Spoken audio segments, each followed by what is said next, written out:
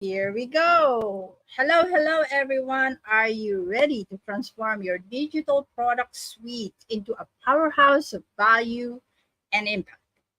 Join us as we uncover the secrets of right sizing your offerings for entrepreneurial success. So stay tuned as we discuss how to maximize course impact with a tailored content strategy, balance engagement for impactful attendee experience, and we will also tackle the psychology of content sizing through crafting motivating courses. Welcome to Talking Business with Ritz, and I'm your host, Ritzel Loredo-Rectra.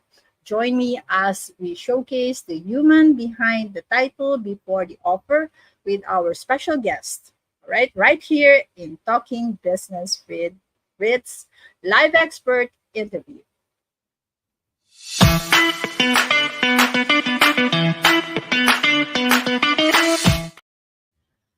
All right, we are now in the Know the Expert segment. We're streaming this episode live using StreamYard, the platform that makes hosting live shows effortless. So if you're curious about hosting your own live streams, check out the link in the description to know more.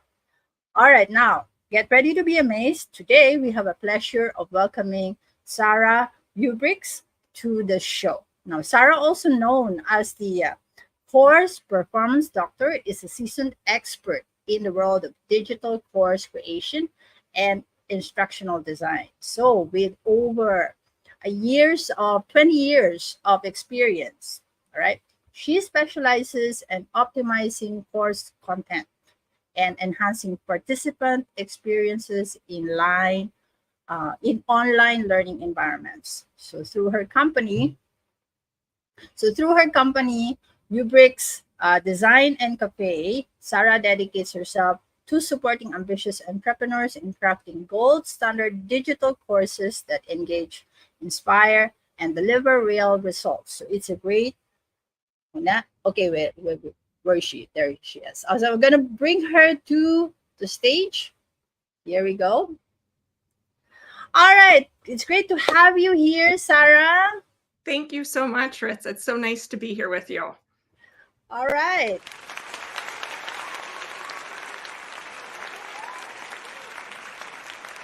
All right. Hi, Sarah. Welcome to the show. How are you today? I'm doing really well.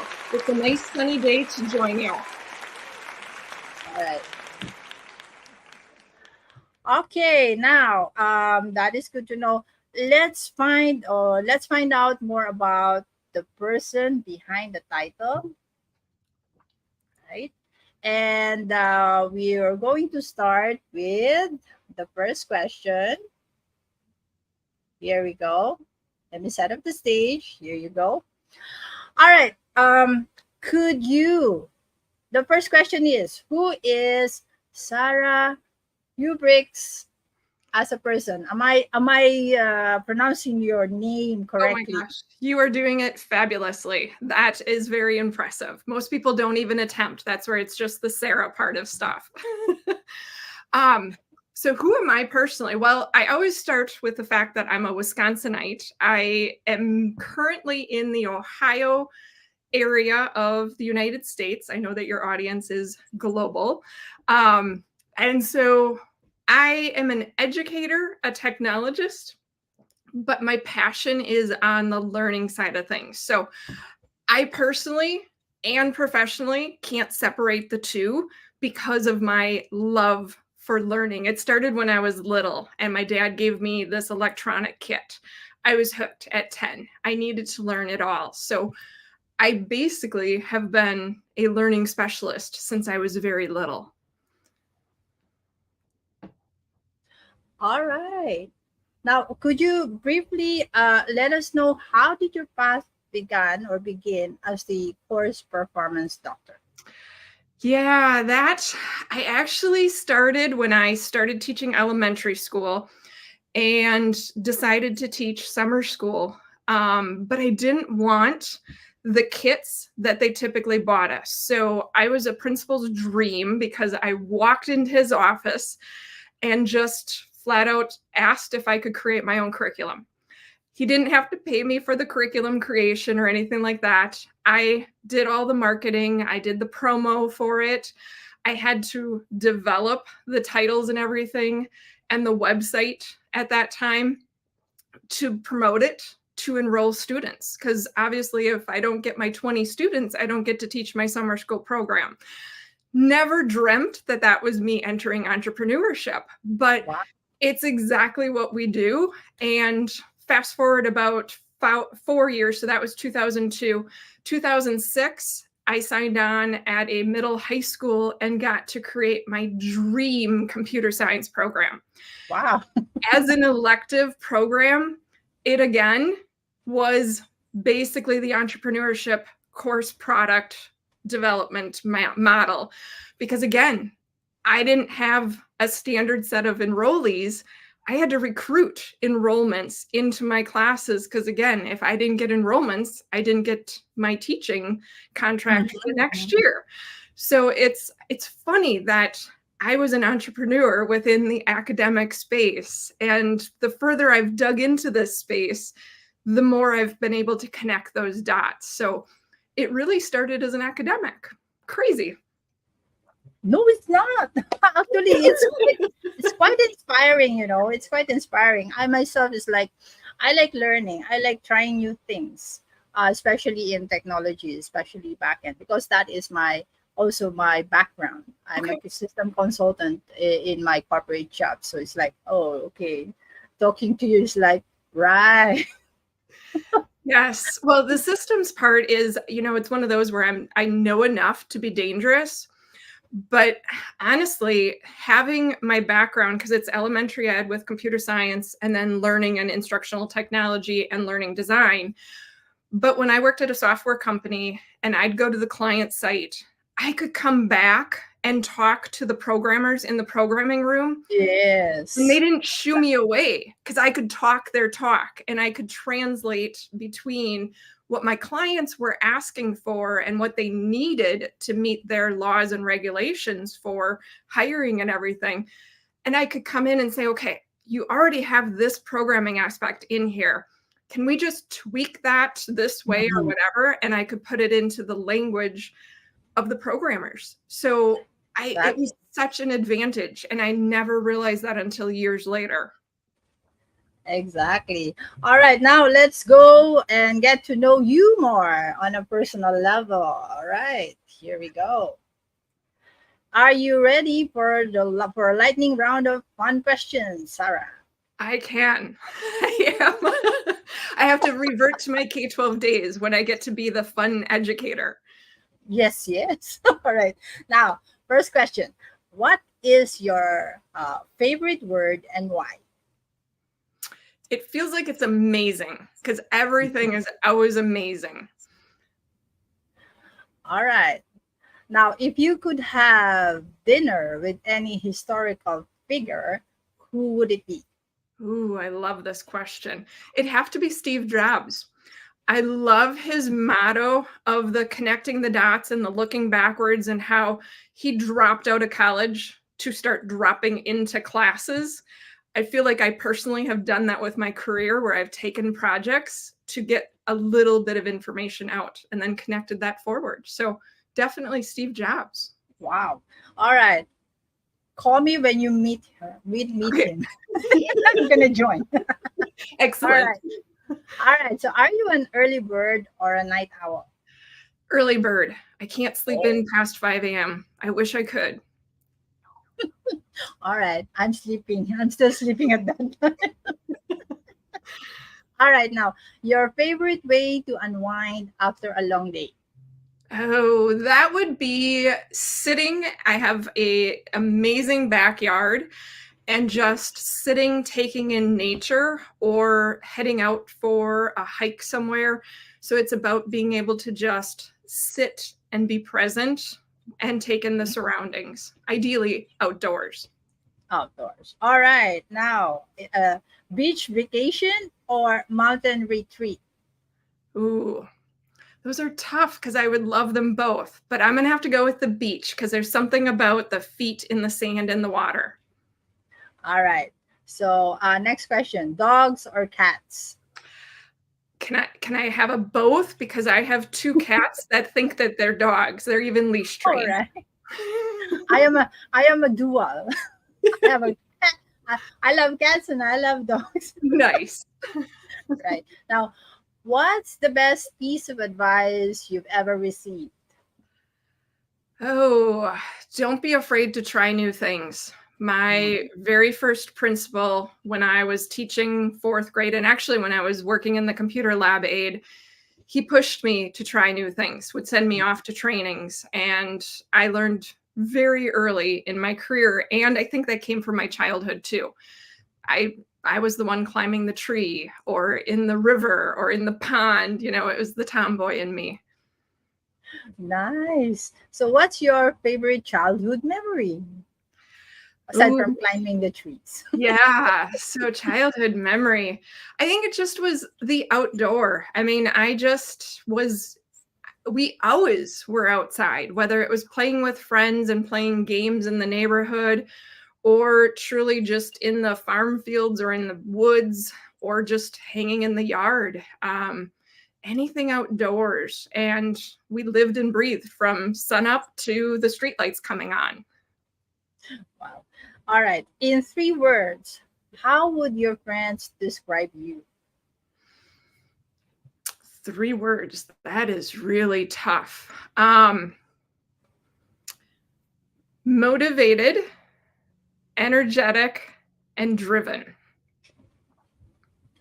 All right. Now, what advice would you give your younger self?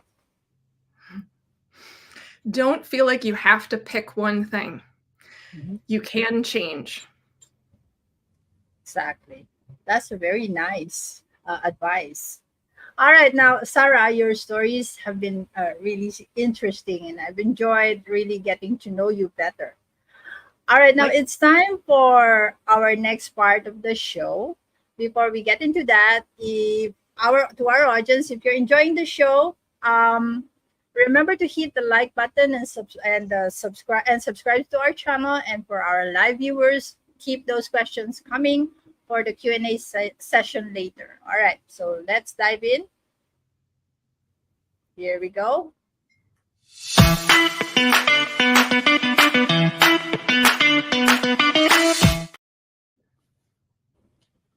Okay, now welcome back, amazing Pambams, to learn from the expert segment. Let's dive straight into the heart of the matter, maximizing your course impact. All right, our first stop, maximizing course impact. Let me just show our banner. Here we go. Tailored, where are we? Maximizing course impact, tailored content strategies. So get ready to learn how to fine tune your content for maximizing engagement and results. All right, now to my question, Sarah, what are some key considerations entrepreneurs like us should keep in mind when designing their course yes. content? Yeah. Yep. And it can truly even not just be courses. I've realized as I've entered deeper into this space, it's really Mhm. any kind of product, because a course nowadays could be a PDF. It could actually be a learning module. It could be the full-blown idea of a course where it has multiple videos and additional resources. So Mhm. in this space, the key tip, I guess, key tip, I can't talk here anymore, but the key tip would be, don't limit yourself to one type of content, and don't feel like you're trying to fit your content into a box, Mhm. because your goal is to meet your clients or your participants where they're at, and to actually provide them with what they need.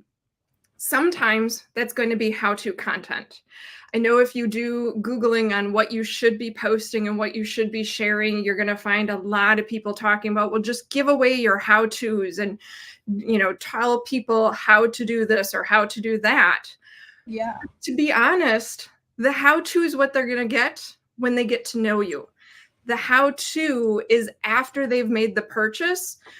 Until that time, the content really should be helping them recognize why they need that how-to, why they need you. And so by us tailoring that content to help them recognize, help them audit or deep dive into their resources and what they actually do, Mm-hmm. we can lead people to us instead of giving it all away like so many people love to tell us, which there's a lot of truth in that, but there's also a lot of truth to keeping that giving it away behind the paywall or behind the login or whatever the Yeah. case may be. Mm-hmm. So my tip, the main tip that I would suggest is don't feel like you have to fit into this idea of a course and that everything needs to be a course. And it doesn't all have to then be given away for free either, because it's our expertise in helping people apply our knowledge to help them engage more with us, but also with their clients and their whoever they're helping with or their growth cycle that they're on. All right. Now, there is some, no, I have experienced that as well. So, I think last quarter in 2022 or 2023, I've tried doing some course, right? So I got two sessions, two sessions. So those were free master classes. Okay. Right. So I believe I have given everything in there. So after that, no more. Well, and it's a matter of thinking about who and how we digest stuff. In 2024, I'm really hearing from fellow participants in different coaching programs that I'm in, as well as just people that I know that and have met through the different programs the past few years. Yeah. But we're done wasting our time. We want that no nonsense content where just give me what I need to know. Break it Yes. down to a chunk that is, and I always laugh that I went to get my doctorate in this so I can use that word chunk and it actually sounds official. But it actually dates back to the 80s. It's so funny. But it comes back to we need to chunk our data or our content in a way that people are actually able to use it. We all too often want to give it away, and I'm the biggest person to do this because it's a matter of this is where that right sizing comes in. And I know I jumped ahead on you with that, but we have to bring those chunks down to think about when are they going to use this information? Are they truly going to be learning something? Are they learning it for the first time? Is this their fifth or sixth time of being introduced to this concept? So mentally, they're more prepared to actually digest it. So it's taking those master classes and chunking them into the user side of it and thinking about who's actually digesting that information. All right, very helpful. Now, how can entrepreneurs ensure that their course content is engaging and impactful without overwhelming their audience? Yeah, don't cut it in half. 9 out of 10 times, that's literally what needs to happen because we want to overgive. And again, it goes back to we're modeling what we experienced as students. And those professors and those teachers didn't know any better because it was that sage on the stage is what it's called. But it's let's talk at our people. Let's give them all of this information because we typically had a textbook that we were supposed to go and apply and learn more. So we were hearing it from our teacher or professor the first time, either before or after we read. Ideally, it was after, but then we would go back and we would study. And so you're doing kind of a iterative and incremental learning process. Now, I honestly, as a student, can tell you I didn't necessarily always do that. And I don't think I was alone in that. Yes. But that was the idea of that type of a model. When we as entrepreneurs are teaching our people, they don't have time to go. They're not getting college credit. They're not, sitting in a seat trying to get that credit. They're there investing their time, their money. So we need to give it to them as efficiently as possible. If they need to listen to our little lesson or our chunk of content multiple times, they get to choose that. But giving it to them in that small chunk makes it so it's flexible and it's targeted to whatever it is we're trying to learn, whether it's introducing the concept or helping them master it, or something in between there too. Right. Makes sense. Now, in your experience, what are some common pitfalls entrepreneurs encounter when it comes to course content, and how can they avoid them? Yep, definitely the over, which we've already talked about, over teaching, over providing. Another one would be not thinking about the content from the user standpoint. So making sure that we actually walk through the content from the moment the buy button is hit or the purchase button to the end, when ideally we're celebrating them actually mastering or achieving whatever it is we're helping. And then the third tip on that would be making sure you have milestones along the way that you get to celebrate with them. Because one, it gives them something to feel like they've accomplished. Mm-hmm. And two, talk about the testimonials you get to gather as they're sharing their excitement as they applied or put into action each of those milestones or those pieces of content along the way. So giving them that journey map that helps them too while they're learning, because why not let them share what they're learning from you while they're learning it?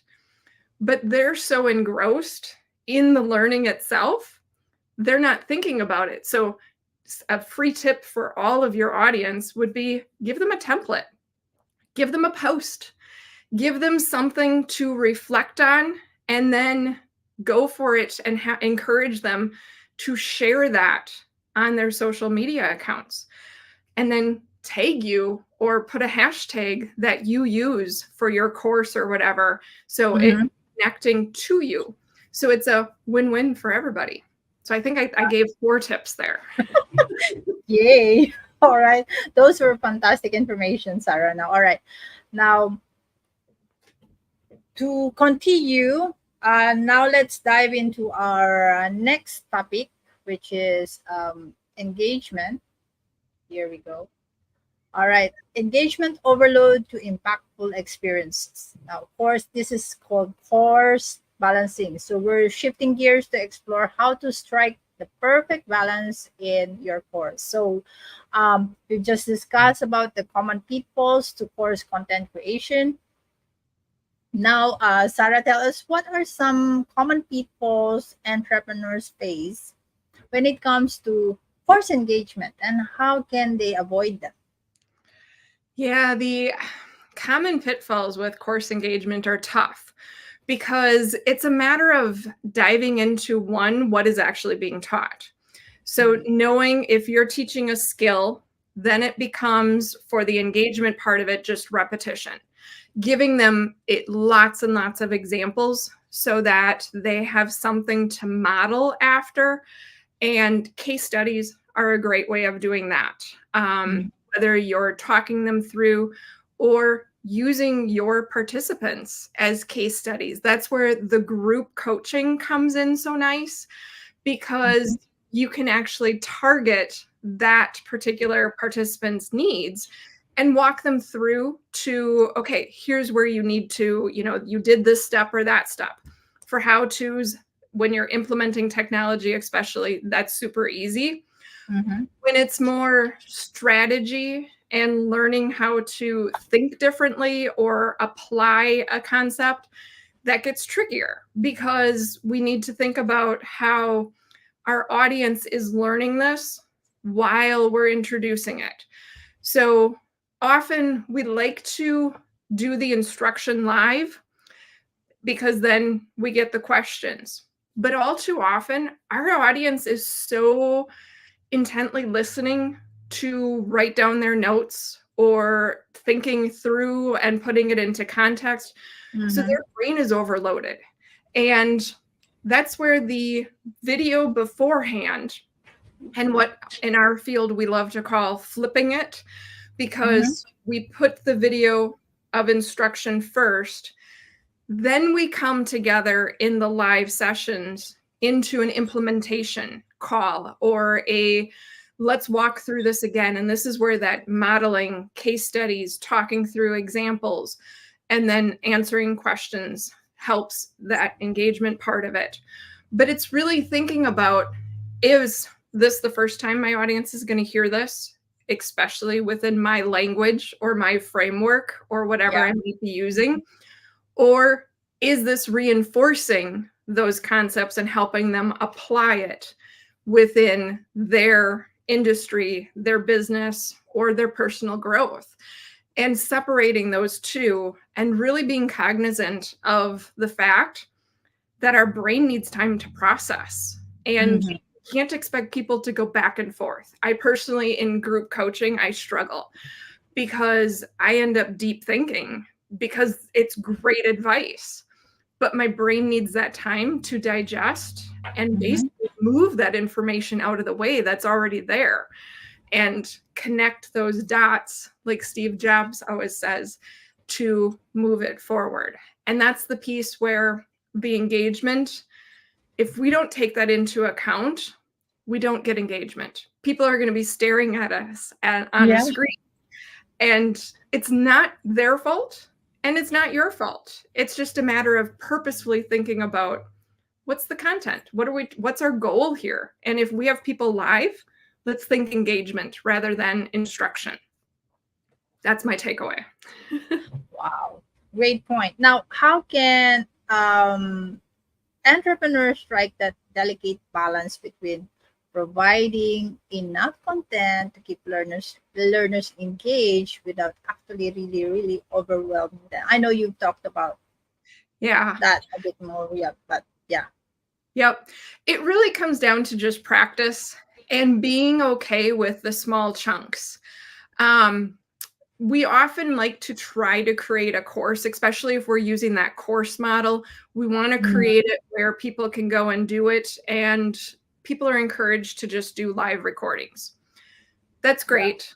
And you definitely then want to make sure that you are giving your audience a guide to go back and apply.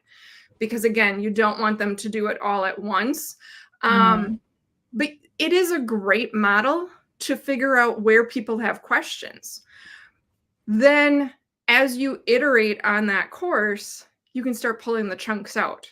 Because let's say one part of it you realized, yeah, this was really great. I'm going to pull that chunk of content out and give it to the people ahead of time, asking them to watch that in preparation for our conversation, because that's right where we're going to pick up.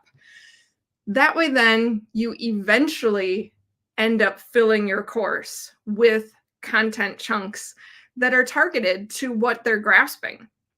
But until you start interacting with people, it's hard to get the sense because we're basing it off of our own experience, our yeah. own True. approach to how we prefer to learn, what tools and resources, what strategies we use. But that's not what everybody wants. Some people just want audio. Some people love videos. I'm an audio person if I'm going to listen to it. I don't want a video. Don't give me that. Don't make me have to watch something while I'm trying to digest. Other people love to just read, so they would like a transcript. But that's where providing and meeting their diverse needs is crucial. So I think that answered that question.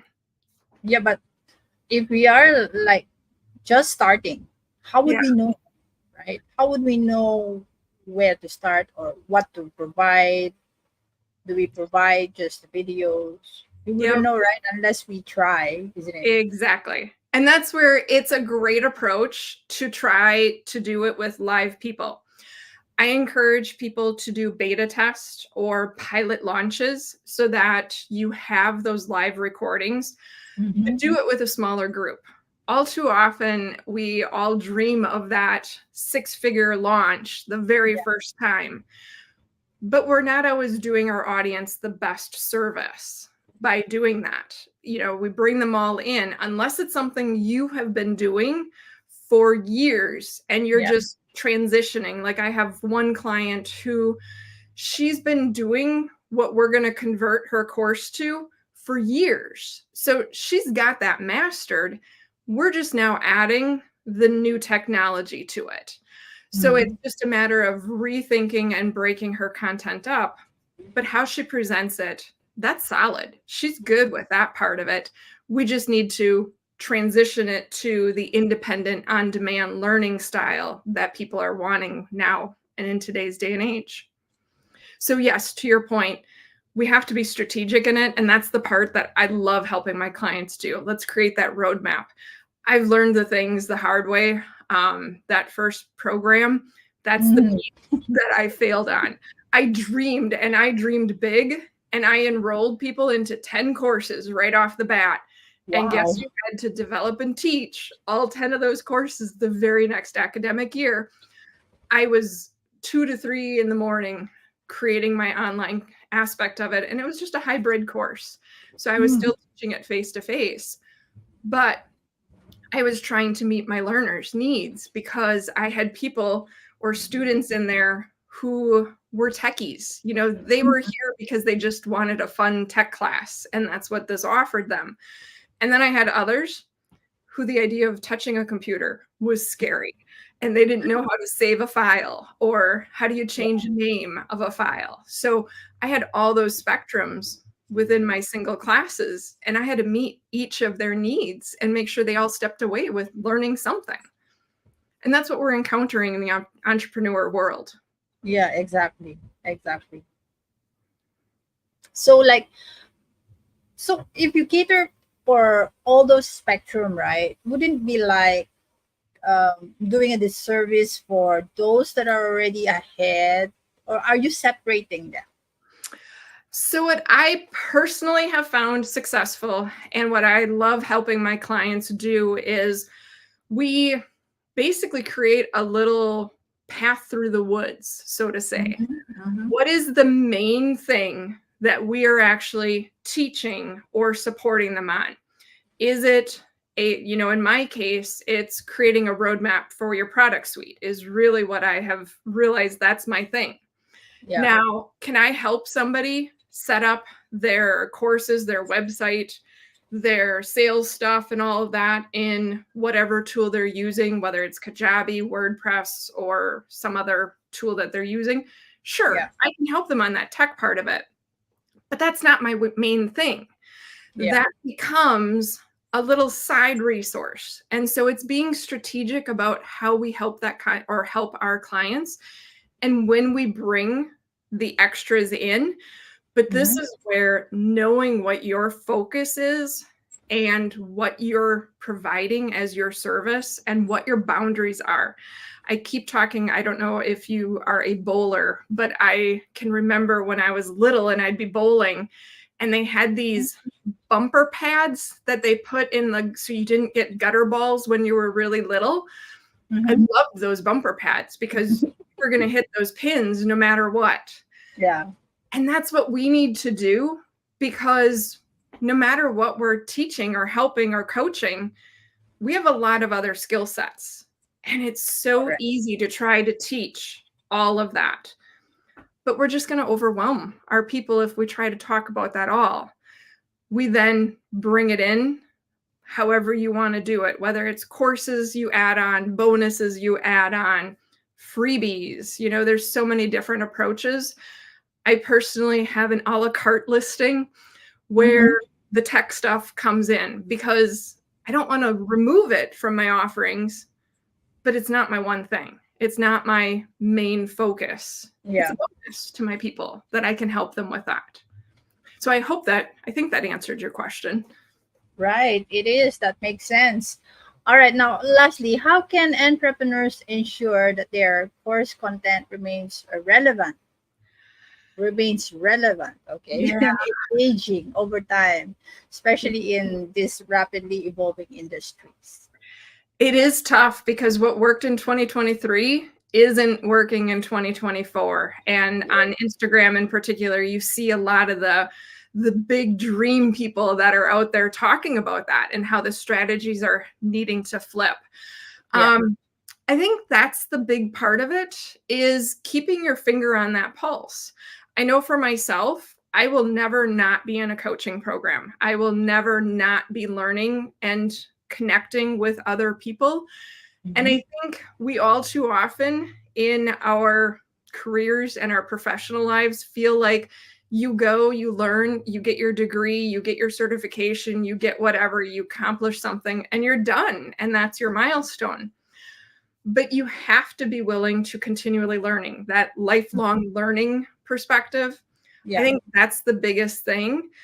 And sharing that learning process. I personally think, I can't tell you how many times I started a blog, and then never did anything with the blog because it was overwhelming to think about it. But to Yes. Gary V's approach on this whole thing, and I shared this with my students back in January, if you document what you're doing, Mhm. you're sharing your journey, you are sharing what you do, how you do it, how you help people, and you're helping other people recognize, oh my gosh, I'm not the only one doing this. I'm not the only one frustrated by this.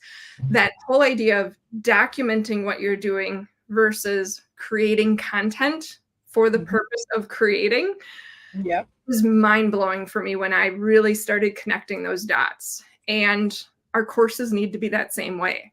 If we do that, we're going to be connecting, we're going to be updating. Our content is just automatically going to be flowing, and it's ever evolving. And you have to be okay with that. It takes time.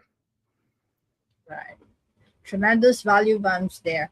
Now, as our viewers absorb this information, let's now explore the third topic. And for the interest of time, our third topic is here we go: psychology of content sizing, crafting motivating courses. I know you've touched base on this one Yeah. a little bit earlier, right? So, could you explain how understanding the psychology behind this content sizing can actually enhance the effectiveness of our digital course?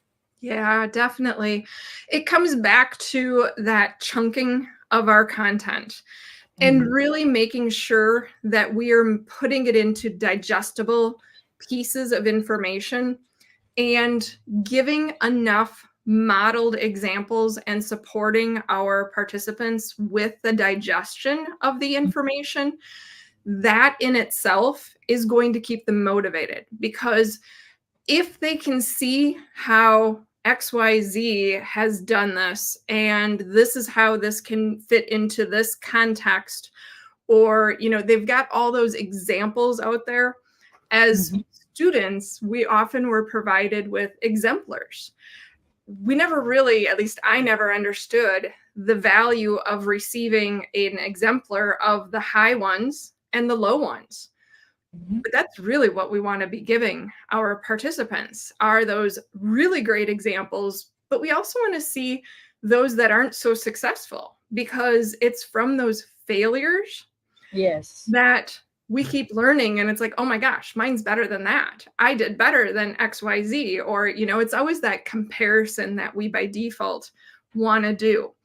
Mhm. Building that in helps to motivate our people, especially again, if we have chunked our content down to those bite-sized pieces and really helped them implement that along the way. So, for example, in one coaching program I'm in right now, we're doing a bingo, and it's a blackout bingo card. And I have to tell you, it's so motivating. I went through and did a whole bunch of things. I've got one more square to fill in, and then I can submit my bingo card. Did I have to do it? No. But being able to just have something to hold me accountable was huge. Mhm. And it gave me the prompts to think about. So I wasn't just digesting and trying to apply. It gave Yeah. me something I could then turn into a post, whether it was a reflective post for myself or one Mhm. targeted to my audience. But helping people do both of those arenas will help keep them motivated and moving forward as well. So it's putting ourselves in their shoes is really what it comes down to. And what would it take to keep you motivated through your own course? We often forget that. We get caught up on the process or the how-tos. Yeah. Those, Agree. think about the action that they're supposed to be taking and need to be taking. All right, so this is like we need to be mindful. How are we going to like take our attendees or our students or our viewers or our audience from point A to point B and prepare them for the next step, right? Exactly. It's like giving that agenda to every meeting. You know, I think about the meetings where we didn't have an agenda or we had just one or two items on it. Those were some of the longest meetings because we didn't have clear parameters on what was being accomplished, what we needed to get done. And so we just kept talking on stuff. Great conversations typically, but there's other work to be done. Correct. It's actually a time waster, if you ask me. It is. How many meetings could just be an email? Yes, that makes sense. Now, how can entrepreneurs leverage psychological principles to craft courses that not only inform but also motivate and inspire participants? You know, it's honestly, there's so much psychology out there. One of the books that I recently read was Ultra Learning. But I think his last name is Johnson. But he went through an MIT curriculum within a year and basically got a degree by completing these free courses that are out there. They have on their online, the MIT Access or whatever. But he really dove into the mindset and the approach that people need to be thinking about as they want to learn something new, because it's both self-motivation, so the intrinsic thinking of it, of why am I here? What do I want to learn? What am I going to try to apply with it? But then it's also that external motivator that we need to think about too. And how are we going to help that person continue to move forward, especially in that hard middle where we're still learning, we're just starting to transition, we're starting to apply, we're not getting our impressions, we're not getting the followers, we're not getting whatever, but we're doing what we've been taught. It just is taking that time to shift our audience to what it is we're doing and building up the right audience. Because I myself on LinkedIn, I have a whole lot of academic connections out there because I actually was teaching LinkedIn when it first came out, but I was teaching how to set it up as a job resume, a resume basically. That's how we all started on there. But that's evolved, especially if you're going to be a creator and try to connect with your audiences. So it takes that time while you're in that messy middle. And that's the part where we as the coaches, we as the experts within whatever industry we're in, we have to help people through that. I myself had to hire myself because I kept trying to head off into these rabbit holes of, okay, yeah, I'm really loving my AI images. I want to teach everybody how to do AI images and how we can enhance our content, our web pages, or whatever. That's a rabbit hole. That's a bonus that I can add to my products. I can do it. I'm good at it. But is it what my expertise really is? And that's where, again, knowing those boundaries helps us stay the course, helps us keep our participants motivated because we see the end goal for them. We know where we're taking them. We can see when they've headed down that rabbit hole. We got to pull them back and get them moving along and guiding them on their process, or reassess the end goal for them, because maybe that rabbit hole is where they were meant to head down, and maybe we need to adjust and work with them to adjust. All right, that's mind-blowing. Now, this is a very insightful live expert interview, Sarah. Thank you very much. You're welcome. I feel like I should have given you the warning that you were getting Dr. Lizzie here. Yes, very insightful indeed. Now, let's go for the follow-up Q&A. All right, here we go. Let me just do the segment intro.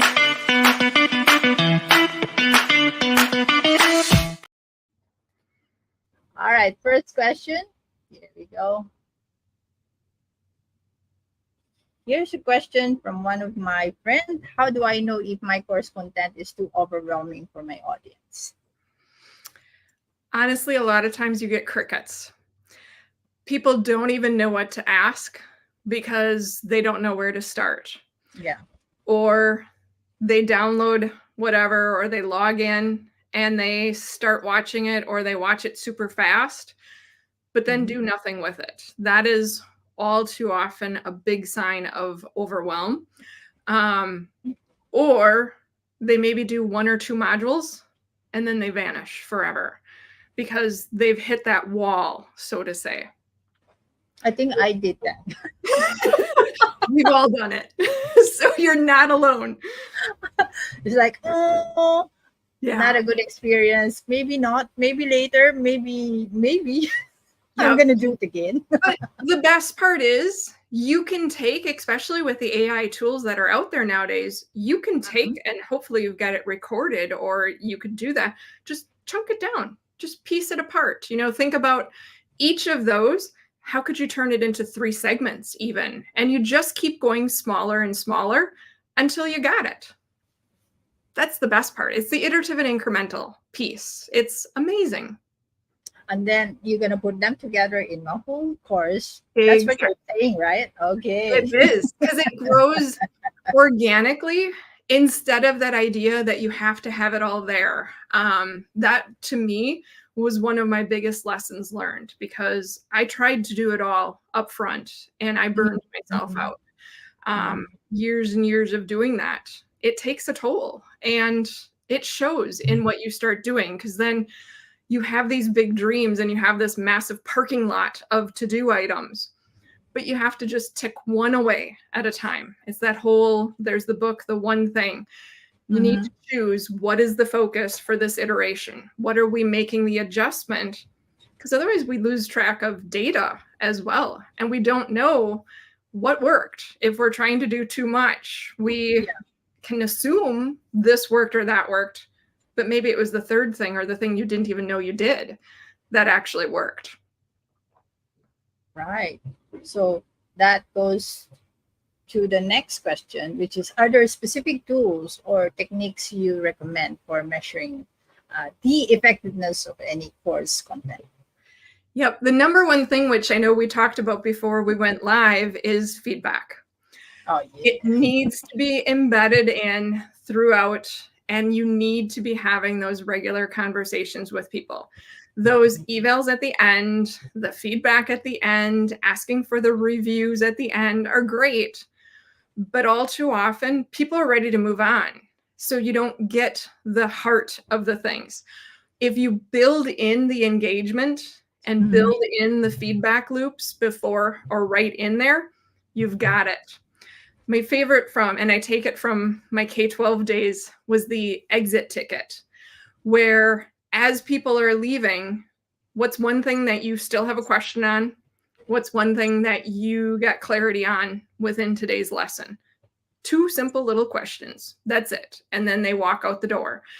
Asking them to verbally do that and building in the time to do that, it's hard.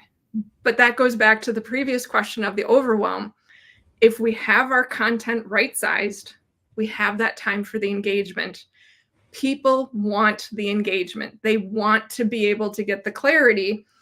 And that's where having the content available on demand at their own time as they want and need is crucial, because then you can focus on this part. And then you know whether it was effective. Because if they're asking a question, you didn't address it. Makes sense. All right. Now, next question, the last question, what are some signs that my course content needs to be revised or updated? Yeah, definitely the technology. So, for example, Kajabi just a week or 2 ago decided to move their settings. So that means all of these videos people have created on how to do something in Kajabi needs to change. But I did notice they brought it back. So I think people complained about having to go to their profile and do that button. But Kajabi is trying to clean up their flow, especially for the low-end non-techie people. So they're starting to, just like we have to do with our content, think about who our audience is. You're trying to meet the high end, but you also need to meet the low end and make it easy for people. So the big thing, technology, definitely. And two, your views of it are a number one key for it.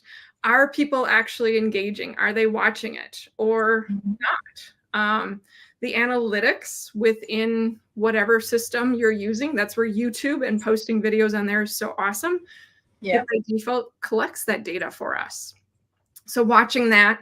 And then the third tip on that would be just conversations, asking point blank, do you have the answers you need? Are you confident that you have mastered whatever we just covered? Can you go repeat it and do it on your own? So it's, again, the validation, right? Yep, exactly. All right. Now, thank you so much, Sarah Hubricks, for sharing your valuable insights with us and answering all those follow-up questions from my audience. Definitely. They were awesome questions. All right. Now, here we go. We're going to transition to our next segment. And let me just do that now.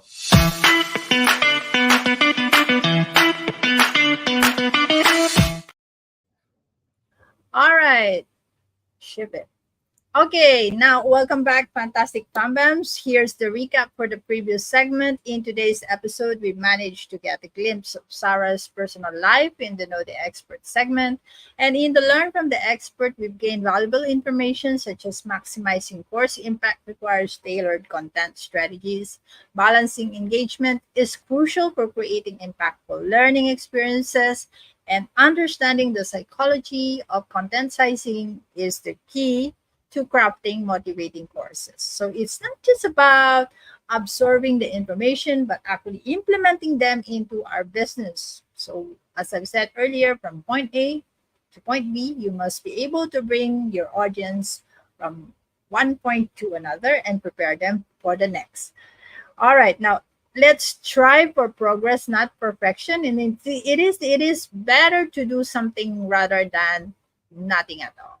So now, let's head to the Work with the Expert segment part where we learn how our audience can make the most of Sarah Hubricks' expertise. Now, Sarah, could you share what services you offer as the course performance doctor? And go ahead and tell us about it.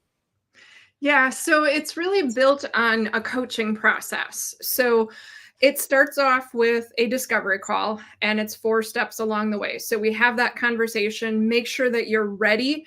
And it's honestly anyone that is trying to create their very first digital product, all the way to someone that has achieved their financial goal and they have a product suite, but it's that time to streamline or optimize their content. So really take that reflective look back. So we have an initial discovery call, then we calibrate and we truly create the roadmap. And it comes back to that conversation of that through line or that path of what's our expertise? What are we serving our people with? That's what we're focused on. From there, we have regular biweekly coaching calls, and we continue to have the calibration calls. With that, I offer a la carte services. So let's say I have a brick and mortar business that's looking to add products, digital products.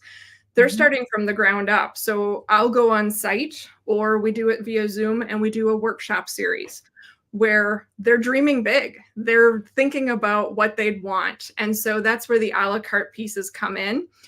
And actually, if someone wants to go to the Course Doctor, just straight up thecoursedoctor.com, that landing page has my services. It starts with the 50-minute private coaching session, or you can submit to apply for the coaching program. For the month of, let's see, we're heading into May. I forgot what month we're in here. But for May, I still have 2 spots as of yesterday that I can still fill for the coaching program. Those would be the 2 paths. But I also do that one-off stuff. where if someone's not quite ready to commit to a coaching, we can meet as they want. All right. Can you repeat that again? So I can put it in the ticker. The Sure course doctor.com. The coursedoctor.com. Yep. So this one. All right. All right. Now, how can they reach you? That's the next question. Yeah, that's a great one. On there, or LinkedIn is probably the best place. They can just send me a direct message right on LinkedIn. You're so good. Right. There we go. All right. And can they reach you through email as well? They sure can. That would be at support@Hubrex, the short version, so HUBREX.com. And I typically get back to people within 24 to 48 hours, depending on the weekend. There we go. Let's flash it on the screen as well. So this is the email, support@Hubrex.com. All right. So let's keep the ticker on. And all right, that's great, Sarah. And for our viewers who want to work with Sarah, please make sure to explore her offers. All right. And services, you can reach out to her through her website or social media. Don't pass this chance to collaborate with her. Get in touch right after the show. Okay. Now. Yep. All right. And just for your fans as well, I will, if they mention that they watch this and that they watch your channel and your name, I will give them $100 off of the 1 hour session. So they just need to mention you. You just have to mention me. My name is there. It's Ritzel, Loredo-Rectra, Ritz, and you'll have $100 off from the first session. Is it or first call? Yep, you got it. The first, if they want to do the 1 hour coaching, or if they wanted to sign up for the coaching package as well, either way. All right. Now, take a moment to think about the valuable insights Sarah Hubrick shared with us today. Now, remember, implementation is the key to progress. And Sarah, thank you very much for being here today and giving us your expert advice on optimizing our digital products just right. Thank you so much for having me. All right. It's been a great having you on the show, and we'd love to have you back sometime on Talking Business with Ritz. Would love that. All right.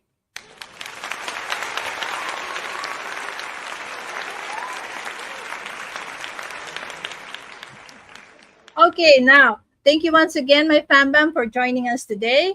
Next on Talking Business with Ritz. Our guest speaker next Saturday is a visibility activator, and she will be talking about the 3 C's of visibility for media domination to get seen, be heard, and get paid. So mark your calendar on April 20, Saturday at 10 a.m. Eastern, 7 a.m. Pacific, 8 a.m. Mountain Time, 9 a.m. Central, and 10 p.m. my area, of course, Singapore, Malaysia, and Perth. All right. And that's wrap up. Let me remove this one.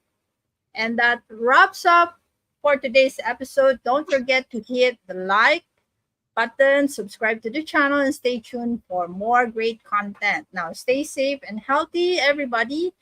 Until next time, keep hustling, stay inspired, and keep thriving. This is Ritzel, Loredo-Rectra, and Sarah Hubrick, and continue talking business with Ritz. Bye, everybody.